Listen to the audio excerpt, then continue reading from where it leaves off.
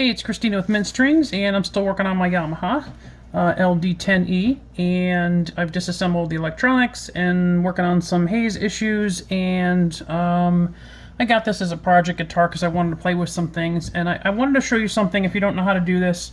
A lot of people don't like necks that are finished, gloss finished, because they're very sticky and sometimes it's hard to play. You want to kind of smooth it out. I've already done it on this one, but I wanted to just quickly go over this. You can see that the gloss has been knocked down and there's a little bit of shine. It is definitely smooth. It's more of a satin now. It's still got a little bit of stick if you rub a little bit harder. But it's not that glossy like the top or the back here. That's very glossy and very sticky feeling when you're playing. So the easiest thing and quickest way to do this is get yourself some quadruple zero, that's 4-0 steel wool, and simply tape off whatever areas you don't want done. So that would be probably around the headstock here. I usually tape off right here. I just kind of follow the lines of the headstock. And then usually down here, I also tape off around here as well.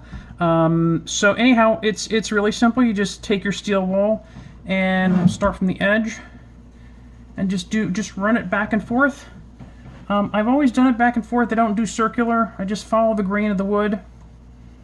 And you'll notice that things like this, where there's a dent or a ding, that's gonna probably show a little bit more because you're not able to get in there. But just back and forth, and a little bit in here, this other side, and you take a damp cloth. Where's my damp cloth? I usually put a little bit of alcohol on it because alcohol tends to pick everything up very nicely and clean off any goo or whatever. And you're done. That's it. That's all you have to do. And you can take down the gloss as much or as little as you want. There you go. Alcohol's dried off now. And it's smooth, but you can hear a little bit more, I will say, grippy. So a little bit easier maybe to play with the back this way. So get rid of that stickiness from the gloss. And nobody really sees this, so it doesn't really matter what it looks like. But if you have a new guitar and you tape it off nicely and you do this very quickly, it will look better than this for sure, because this has a lot of dings and dents in it. This is got some good age on it.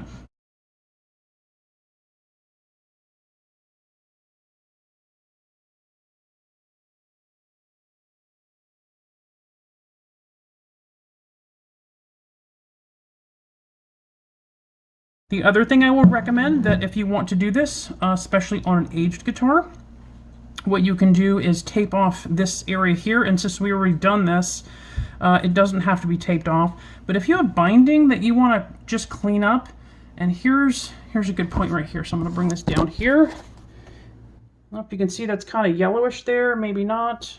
Can't really tell. You can run this quadruple zero along your binding, and it cleans the binding very nicely. I've done a little bit of it. This is on the body's a bit yellow. This actually does not look bad at all, and it may be because earlier when I was doing this, I may have taken off a little bit of the gloss. But basically, you put your finger like this, take a little piece, and just rub it along here. Protect any wood that you want. Tape it off with painter's tape. I find this clean release tape works really well. Any of the blue painter's tape will work fine.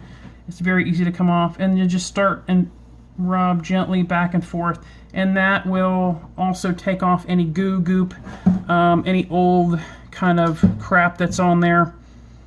And so just flip it over, do your other side, back and forth, and it cleans up fairly nicely. I've done this on the body binding as well on other guitars. It works really, really well for yellow buildup. This is actually yellow, but I'm going to leave this. I've already done it very lightly to clean it up a little bit. But there you go. Hopefully that helps you out. Nice little tip for you. And anything else? Let's see. I got some oil sinking in here.